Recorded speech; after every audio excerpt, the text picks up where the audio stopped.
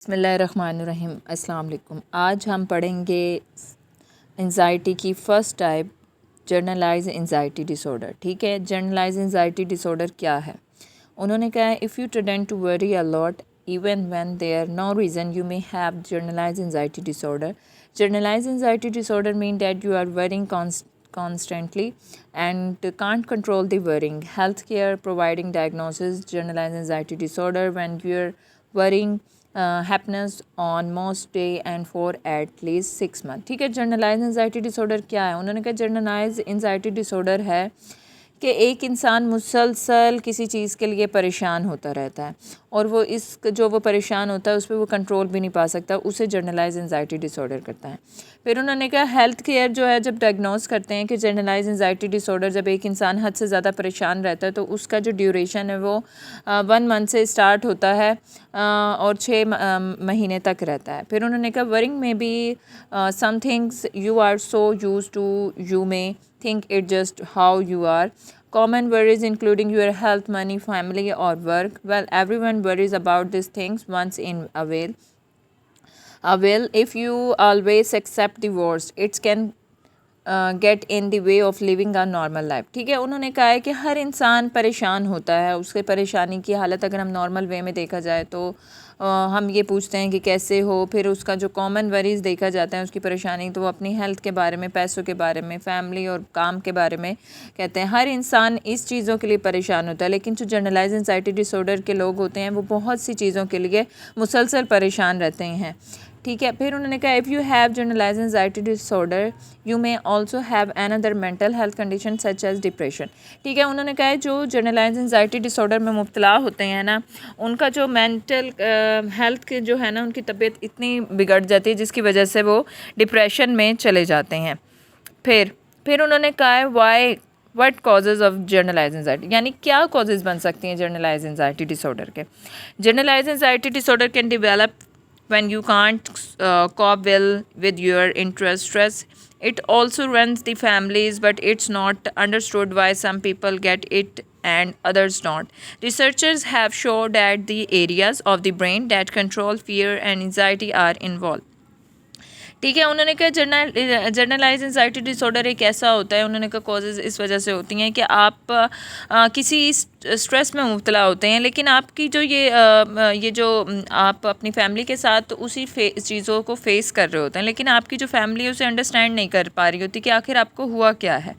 फिर उसके बाद उन्होंने कहा जो रिसर्चर हैं उन्होंने ये शो किया है कि दिमाग का एक ऐसा एरिया होता है जो इसको कंट्रोल, जो हमारे फियर और एंजाइटी को कंट्रोल करता है, वो इसमें इन्वॉल्व होता है, जिसकी वजह से ये हमारे उसमें कोई ख़राबी हो जाती है, जिसकी वजह से हम फियर और एंजाइटी फील करते हैं। फिर उन्होंने कहा the symptoms of generalize anxiety disorder can happen as a side effect of medicine and substance use. It can also be related to medical conditions such as hyperthyroidism that increasing hormones.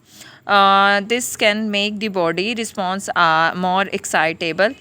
Generalized anxiety disorder can be triggered by family or environmental stress. Chronic illness and diseases can also trigger generalized anxiety disorder. ठीक है, generalise anxiety disorder के उन्होंने कहा अगर symptom देखा जाए तो ये या तो मेडिसिन ज़्यादा यूज़ करने की वजह से होती है या कोई सब्सटेंस यूजेस होती हैं जिसकी वजह से इंसान इस मेडिकल कंडीशन में मुब्तला हो जाता है। फिर उसके बाद उन्होंने कहा है कि अगर हम देखा जाए, यानी हमारी जो बॉडी है उसकी में इतनी ख़राबी हो जाती है जिसकी वजह से या तो हमारा फैमिली इन्वायरमेंट या फैमिली का इन्वायरमेंट ख़राब होता है जिसकी वजह से हम स्ट्रेस लेते हैं, या कोई ऐसी क्रॉनिक इलनेस होती है या डिसीज़ होती है जिसकी वजह से एक इंसान जनरलाइज एंजाइटी डिसऑर्डर में मुब्तला हो जाता है। फिर उसने सिम्टम्स बताए। अब उन्होंने कहा सिम्टम्स क्या हैं? उन्होंने कहा there further symptoms of the generalize anxiety disorder. If you have generalized anxiety disorder, you likely know that your anxiety is more intense than the situation call for but still you can't stop this unfounded concern. Well, each person may experience symptoms differently. The following are the most common symptoms. ठीक है, उन्होंने यही बताया। उन्होंने कहा जो generalise anxiety disorder है इस क्या कहते हैं इसमें जो एक इंसान है वो मुख्तलिफ सिम्टम्स को फेस करता है, और जो उसके मोस्ट कॉमन सिम्टम्स हैं वो ये हैं, जिसमें उन्होंने कहा ट्रबलिंग फीलिंग और staying asleep, trembling switching, tense of muscles, headache, irritability, sweating, hot flashes, or lightheadedness, trouble breathing, nausea, urinating, often lumps in the throat, fatigue, poor concentration, being easily stressed and unable to the relax. यानी उसके symptoms यही हैं कि बहुत ज़्यादा थकावट महसूस करना है, नींद डिस्टर्ब हो जाती है, हेडेक होता है बहुत ज़्यादा, उसे चीज़ें अच्छी नहीं लग रही होती हैं, उसको पसीना आना स्टार्ट हो जाता है जब और हर टाइम गर्म और ठंडे में तमीज़ नहीं कर पाता, उसकी जो कंसंट्रेशन होती है किसी बात को समझने की, स्लाइस करने की, वो बहुत ज़्यादा पुअर हो जाती है. फिर उसके बाद उन्होंने क्या कहा, उन्होंने कहा सिम्टम्स गैड में look like other mental health condition, always see your health care providing for the diagnosis. GAD beings the greatly usually in a childhood or adolescent, but can being in the adulthood too. It's more common in the women if often run is families. ठीक है, उन्होंने symptoms में इसके बारे बताया. उन्होंने कहा अगर गैड को हम देखा जाए तो ये हमारा एक मेंटल हेल्थ कंडीशन है जिसमें उसकी हेल्थ केयर को देखा जाता है और फिर डायग्नोज किया जाता है. फिर उन्होंने कहा अगर देखा जाए तो ये हम बचपन से स्टार्ट हो जाता है. यानी अगर किसी इंसान को कोई चीज़ जनरलाइज एंजाइटी डिसऑर्डर है, यानी कोई एंजाइटी है, कोई स्ट्रेस है, उसे कोई परेशानी है, कोई फैमिली में कोई इश्यूज़ है जिसकी वजह से उसको, ये उन्होंने कहा बचपन से स्टार्ट हो जाता है और फिर उसकी एडोलेसेंस और अडल्टहुड तक इसको रहता है. और उन्होंने कहा है जो जनरलाइज एंजाइटी डिसऑर्डर है वो बहुत ज़्यादा कॉमन है औरतों में.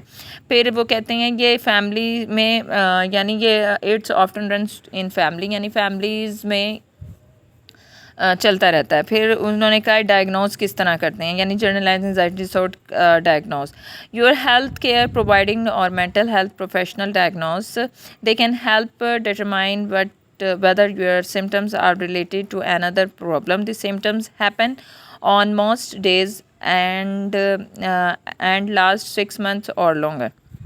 जो हेल्थ केयर होते हैं ना, वो जो प्रोफेशनल होते हैं वो डायग्नोस कर लेते हैं कि आखिर पेशेंट में अगर ये चीज़ें हो रही हैं तो वो किस चीज़ में मुब्तला है. फिर उसके बाद उन्होंने कहा है ये इसके जो सिम्टम्स हैं वो हेल्प करते हैं हमारी प्रॉब्लम को सॉल्व करने में. ये जो गैड की ड्यूरेशन होती है जो इस एंजाइटी डिसऑर्डर में मुब्तला होते हैं, तो उन्होंने कहा है ये या तो 6 महीने तक चलती हैं ये बीमारी, या इससे ज़्यादा भी बढ़ सकती है. फिर उन्होंने कहा इसे किस तरह, हाउ इज गैड ट्रीटेड, यानी जनरलाइज एंजाइटी डिसऑर्डर को हम किस तरह ट्रीट करेंगे. Your health care provide will consider your overall health and the other factors when advising treatment of you. Treatment में इंक्लूडिंग, ठीक है, जो ट्रीटमेंट होता है उसमें क्या क्या होता है. सबसे पहले उन्होंने कहा मेडिसन होता है. दी मेडिसन है, काउंसलिंग है, कोग्निटिव बिहेवियर थेरेपी और psychotherapy, relaxation technique, working with a therapist to boost coping skills, making the lifestyle changing to reducing stress and avoiding the stimulating substances. Also seek help with the quitting smoking, drugs और alcohol use. ठीक है, इसमें treatment क्या है. उन्होंने कहा सबसे पहले मेडिसिन दी जाती हैं, फिर उसके बाद कुछ थेरेपीज़ होती हैं जिसमें उन्होंने CBT और साइकोथेरेपी बताई हैं. फिर उन्होंने कहा रिलैक्सेशन टेक्निक्स, यानी मसल्स के लिए या बॉडी की रिलैक्सेशन टेक्निक्स दी जाती हैं. फिर उनके जो थेरेपिस्ट होता है वो उसकी जो कॉपिंग स्किल्स होता है उसे बूस्ट करता है. फिर उसकी लाइफ में जो भी स्ट्रेसर होता है उसको इंटरव्यूज़ के ज़रिए उसके स्ट्रेस को ख़त्म करने की कोशिश करता है. फिर उसके बाद उन्होंने वो ये हेल्प करता है कि अगर आप स्मोकिंग करते हैं या कोई ड्रग्स यूज़ करते हैं या अल्कोहल यूज़ करते हैं तो उसे इस्तेमाल ना करें. की पॉइंट्स हैं जनरलाइज एंजाइटी डिसऑर्डर के, जिसमें उन्होंने कहा generalise anxiety disorder is a condition of excessive worry about everyday issue and situation. It last longer than 6 months. Its additions to feeling worry, you may also feel restlessness, fatigue, trouble, concentration, irritability, increasing muscle tension and trouble of the sleep. यानी इन्होंने वही बता दिया कि जो generalise anxiety disorder basically क्या होता है. जनरलाइज एंजाइटी डिसऑर्डर हम उसे कह सकते हैं जो एक इंसान होता है हर बात पे या किसी ना किसी चीज़ के लिए परेशान होता है, या कोई सिचुएशन होती है, कोई इशू होता है उसके लिए परेशान होता है. फिर उसने ड्यूरेशन बताई. ड्यूरेशन क्या है, उन्होंने कहा 6 मंथ्स या इससे ज़्यादा लंबा चल सकता है इसका पीरियड जो है. और जनरलाइज एंजाइटी डिसऑर्डर का भी पीरियड टू पीरियड यानी एपिसोड चलती हैं, यानी कुछ की 6 मंथ चलती हैं, ठीक हो जाती हैं ये एपिसोड, फिर उसकी न्यू एपिसोड यानी नेक्स्ट किसी भी ईयर उसे स्टार्ट हो जाती हैं, इसको एंजाइटी स्टार्ट हो जाती है, जिसकी वजह से फिर इसकी पीरियड टू पीरियड ये चलती रहती है बीमारी। फिर उसके बाद उन्होंने कहा जब एक इंसान जनरलाइज एंजाइटी डिसऑर्डर में मुब्तला होता है तो वो अपने आप को बिल्कुल थकावट, हर टाइम थका हुआ महसूस करता है, उसकी मसल्स जो हैं वो उसमें टेंशन में रहते हैं, फिर उन किसी चीज़ को कंसंट्रेशन नहीं कर पाता और हर चीज़ जो है उसे ट्रबलिंग लगती है, फिर उसकी नींद डिस्टर्ब होती है।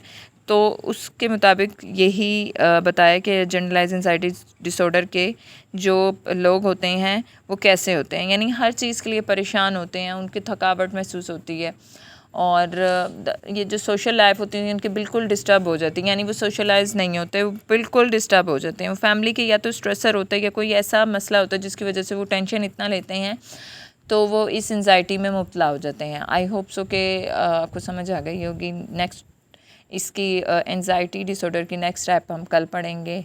जज़ाकल्लाह।